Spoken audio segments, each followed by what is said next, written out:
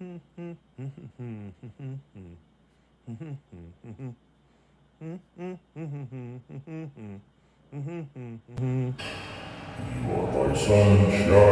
my only sunshine. You make me happy when skies are gray. You'll never know, dear, how much I love you. Please don't take my sunshine away.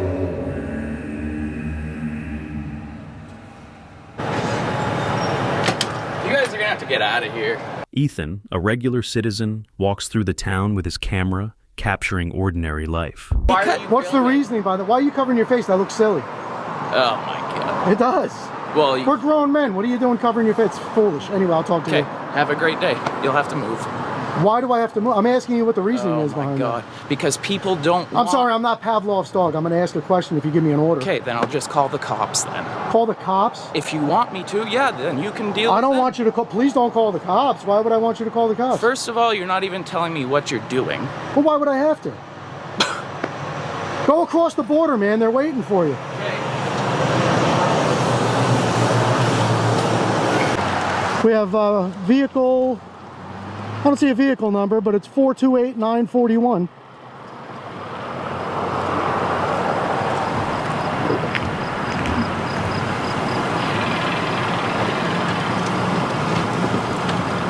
Hey, Mo. How we doing, boss? How's it going today? All right. Same as yesterday. So what's up with the picture taking? No, you tell me. Well, I mean, there's been a lot of crimes in town lately and thefts and stuff, and to sit out in front of a cannabis shop and start taking pictures of the big building. Cops have one gear, and it's stuck in stupid. Right away, he's trying to figure out that there's something wrong here, and how many cop watchers and activists end up going to jail because they just make something up. But there's something else we see all the time, and it's this. Police in this country sure do love buildings and police cars and private cars and license plates and parking lots, asphalt, concrete, trees, and grass. Show up at a lot of these calls with auditors and cop watchers and start talking about how the buildings and the cars and the license plates, you can't take their picture as though they have a constitutional right to privacy. The dead stuff, the inanimate stuff, has a Fourth Amendment right to privacy. Then they turn around and treat us like we have no rights. They actually, literally, flip the script. You know, there's no such thing as a secure facility, except one, and that's us. Oh, this is a secure building. No, it's not. It's a building. We're secure, or at least we're supposed to be, until the police show up because some Karen or Darren called. Well, I mean, there's been a lot of crimes in town lately and thefts and stuff, and to sit out in front of a cannabis shop and start taking pictures of the big building, what's the purpose behind it? When the cops show up like this guy, or they come out of the building and they, can I ask why you're filming our building and what's your purpose for filming? And well, that's fine if they want to ask, but it's almost like the only answer they want to hear, or the only answer they're willing to accept is, yeah, I'm a terrorist. I was the 20th hijacker. I got sick, or, I chickened out. But now I'm here to, it's like that's all they want to hear. You have to affirm what they're thinking, that you're there to do them harm. In my case, I'd say I'm here holding you accountable. I think by and large, you guys are out of control, and I want to know if you know your job. I would tell them why I was there. I would answer the question because that's what I would do. And the chances are, since they've set themselves up as arbiters of the truth, wouldn't accept it because they want to make an arrest. And then there's something that he appealed to called happenstance of geography. Do you remember that? I've talked about it before. Yeah, we've had burglaries of buildings and cars and vandalism and graffiti and such. Well, a happenstance of geography is a person happens to occupy an area with a known criminal history. And it's not enough, all by itself, it's not enough to detain someone. Happenstance of geography, cops love to do that. And watch for it in the videos because you just saw it here. And it's not even true a lot of the time. They just say it as an excuse to detain and then demand ID. Happenstance of geography, where a person happens to occupy an area with a known history of criminal activity. You think if I'm planning to come rob this cannabis stop, which you're insinuating, I'm going to show up with all this equipment in the middle of broad daylight? I'm just asking a simple question. You know what? That's a foolish way to think. I'm not even going to entertain that question. No? No. So what's the purpose of the cameras? To take pictures and video. For what purpose? For whatever purpose I choose. What do you mean? It's about power and those who seek to abuse it. We received a call on it already. You guys did the same thing at the post office last week. Last week? I wasn't here last week. Or Thursday or Friday or whatever it was. I wasn't here Thursday or Friday. So that's why I'm here to ask you a question. See, now so you're assuming two things. You're assuming I'm going to rob the cannabis store, and you're assuming that I was the guy at the post office last week. I'm not saying that you're going to do anything. I'm asking What's your name you and badge number? Attaboy, Jason, go get him. Right there. I don't know how to pronounce that. Well, the You want me to cameras just are take a running, shot at it? Go ahead. How do you pronounce it? Belanger. Belanger. Really not. You just walked up So and what's your accused me- name? What's your name, sir? None of your business. Really? Yeah, really. What do you mean? It's a foolish thing to say, my friend. Oh, what the cop is doing right now is called a displacement activity. When he gets all nervous, he's not sure what to do, so he gets on the radio and calls for backup. It's like when a dog chases its tail because it's nervous and doesn't know what to do. I have an entire chapter on displacement activities in Rise of the Oathbreakers Part 1. Another one of the books that nobody buys, but I digress. 5 to 14. So what does that mean? Anything unusual? I mean, you don't see people riding down the street on a unicycle in a pink tutu, but if you did, you're going to stop them and ask them what they're doing? No. Right. But you wouldn't assume anything of a person riding. I'm not being racist or biased or anything else in that for that manner. See, the reason the cop is now stuttering and stammering and doesn't know what to do is because he came up and he had the wrong attitude. And he started down there, you're doing something wrong and now I have to figure it out. Falling on the side of tyranny rather than freedom. And a lot of them, when they get themselves in the position of where this cop is, I mean, it's self-inflicted. This is when they end up making the contempt of cop arrest.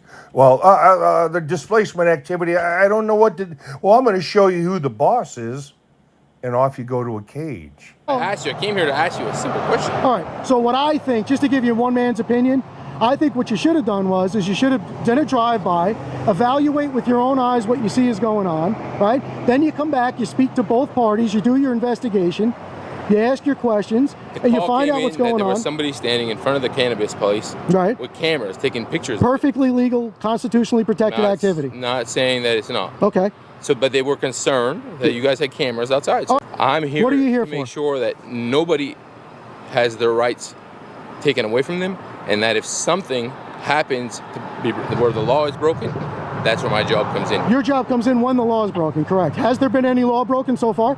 Listen, I'll have you talk to my sergeant. I stopped the video here because the officer's about to do something that's very subtle. And I call it a subtle cheap shot.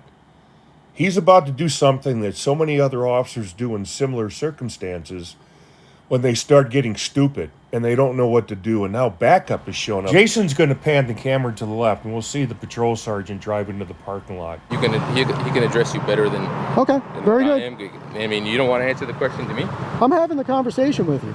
Don't look for issues. No, all I'm saying is that, listen, I asked you a question, why the cameras were out, and you didn't give me an answer. Because of the way you got out of your car. Respect is not given out for free, it's earned. So you want to earn somebody's respect, that's what you do. Right? So basically what happened is a couple people had called. Someone called initially back when you guys were at the post office. Okay. And then they called, and then somebody else And called. just to be clear, post office 15 minutes ago, not last week. Well, Yeah. I didn't get the call. I knew it was you guys had been out there before. So yeah, I guess basically it's not illegal to be recording. Of course it's not. So I guess we were just concerned because we didn't know why, and people are calling. So when people call, we kind of have to. And you know what? See, this is what I was trying to tell you. Listen very closely to what Jason's about to say, because I have a chapter on this very thing in Rise of the Oathbreakers Part 2. Jason is about to say something the very first time I've heard an auditor or cop watcher say it. This is why I like Jason. This is why I like the work he does. He's got this stuff figured out. But anyway, This is really key. This is what sets people up to get hurt and have their lives ruined by the police. Sir Belanger. Yep. The sergeant here, there's a reason he's got those stripes on his arm. Correct. You got out of your car, okay? Yep. Being very respectful, Yep. asking the right questions, Okay. in the right tone, Yep. and we're having a cordial conversation. So I mean, like you said, can drive by, but I was coming back from another call. Officer Belanger was already here, so I came directly here. Okay. But like I said, we got the call about the post office earlier, and I figured, well, okay, if they're just recording, they're just recording. Right. But as we keep getting calls, then we kind Well, I think the cannabis store probably told you a little bit more of a dramatic story. They may have. I don't even know. I'm to be gonna honest. I'm gonna do a public information request for the 911 call, so we'll see what they told you. I don't even. Yeah, I'll be honest. I don't even know if it came in 911. I don't even know how. Whatever it came was, we'll get the phone call. in. But, Yeah. Okay. part of my concern here also is not just upholding my right to take photographs and video. Yep. Part of my concern is people calling up the police department and sensationalizing something and having you come in hot or with some idea in your head that there's something going on that may not be, just because they got upset and they want to drama everything up and ramp it up, and then you get here expecting something that's not going on. Yeah, and So you didn't do that here today, but Officer Belanger might have been on that page a little bit. I need to mention that not only did I write about this very thing in Rise of the Oathbreakers Part 2, I just made a video about it where Karens and Darrens see things they don't like or don't understand, and they get pissed off more than they usually are, and then they call the police and lie. Jason just brought that up, and kudos to him. We'll end the video there. I just want to say thank you to Jason and his son there at Amagansett Press. They don't do good work, they do great work. They know how to stand their ground. There isn't profanity. They just don't back down. And I think that's awesome. They didn't back down at Lexington or Concord either. So, yeah, thank you, Jason. And the big guy's son, can't think of his name right now. End police tyranny. Read the book, Rise of the Oathbreakers Part 2, and why not Rise of the Oathbreakers Part 1? You'll be glad you did. Thanks, guys.